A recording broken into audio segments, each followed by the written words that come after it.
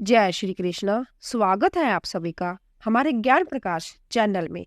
आज हम आपको कार्तिक माह के विषम पंचक के दूसरे दिन की कथा सुनाएंगे। आइए शुरू करते हैं। बोलिए वृंदावन बांके बिहारी लाल की जय। 32वां अध्याय। सूत जी कहते हैं कि ध्वजारोपण झंडी लगाना सब पापों का नाश करने वाला है। चारों वर्णों में से जो कोई भी भगवान के मंदिर में झंडी लगाता है वह ब्रह्मा आदि देवताओं से पूजित होकर विष्णु लोक को प्राप्त हो जाता है। नारद जी कहते हैं कि हे राजा पृथु, हम तुम्हें एक पुरातन इतिहास सुनाते हैं। पूर्व काल में सतयुग में सुमति नाम वाला एक चंद्रवंशीय राजा था। यह राजा भगवान का भक्त, अहंकार रहित, सप्तद्वीप का राजा था। सत्यवती नाम वाली उसकी रानी अंत्यत पतिव्रता थी। वह भगवान के सामने नृत्य किया करती तथा कार्तिक शुक्ला द्वादशी को भगवान के मंदिर में ध्वजा बांधा करती थी। एक दिन राजा तथा रानी को देखने के लिए विपांडक ऋषि आए। राजा ने उनका अंत्यत आदर सत्कार किया। तब राजा को ध्वजारोपण करते हुए देखकर मुनि ने कहा, हे राजन, भगवान को प्रसन्न करने के और भी अनेक साधन है, परंतु तुम्हारी इस ध्वजारोपण में इतनी श्रद्धा क्यों है? राजा कहने लगा, हे मुने, एक अत्यंत अद्भुत आश्चर्यजनक इतिहास मैं आपको सुनाता हूँ।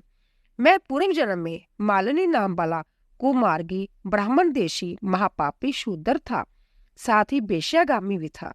मेरे इन कर्मों को देखकर मेरे बंधु बांधवों ने मुझको त्याग दिया।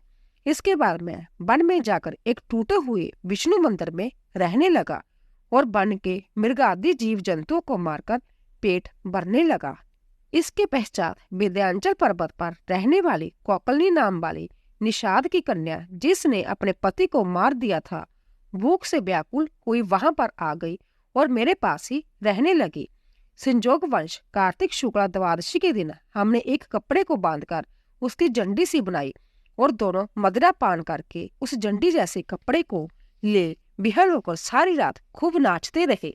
सारी रात नृत्य करते रहने के कारण प्रांतःकाल हम दोनों की मृत्यु हो गई। तब जमदूत हमें फांसी में बांधकर मारते हुए जमराज के पास ले जाने लगे। उसी समय विष्णु भगवान के दूत विमान लेकर वहां पर आ गए और जमदूतों को धमकाते हुए बोले, तुम पापियों को जमपुरी ले जा सकते हो, धर्म आत्मा को नहीं। परंतु जमदूत भी अंततः क्रोधित होकर कहने लगा कि यह दोनों महापापी है, इस कारण यह जमपुरी के लिए योग्य है। इन दोनों ने जीवन भर एक भी पुण्य कार्य नहीं किया। तब विष्णु पार्षद कहने लगे कि महाखेद की बात है कि तुमको धर्म अधर्म का कुछ भी ज्ञान नहीं। यह ठीक है कि यह दोनों सारी आजू महापापों में लगे रहे हैं, परंतु इन्होंने कार्तिक शुक्ला द्वादशी को भगवान के मंदिर में ध्वजारोपण तथा नृत्य किया था। अंत अब यह पापी नहीं रहे, इनके संपूर्ण पाप नष्ट हो गए हैं। इस कारण यह विष्णु लोक में जाने के अधिकारी है, भले ही इन्होंने अनजाने में ही सब कार्य किए हैं। इसके पश्चात विष्णु भगवान के दूत उन दोनों को विमान में बिठाकर विष्णु लोक को ले गए। नारद जी कहते हैं, हे राजा पृथु, अनजाने में भी ध्वजारोपण का ऐसा फल है, तो श्रद्धा के साथ कार्तिक शुक्ला द्वादशी को जो ध्वजारोपण करता है उसके फल का तो कहना ही क्या है।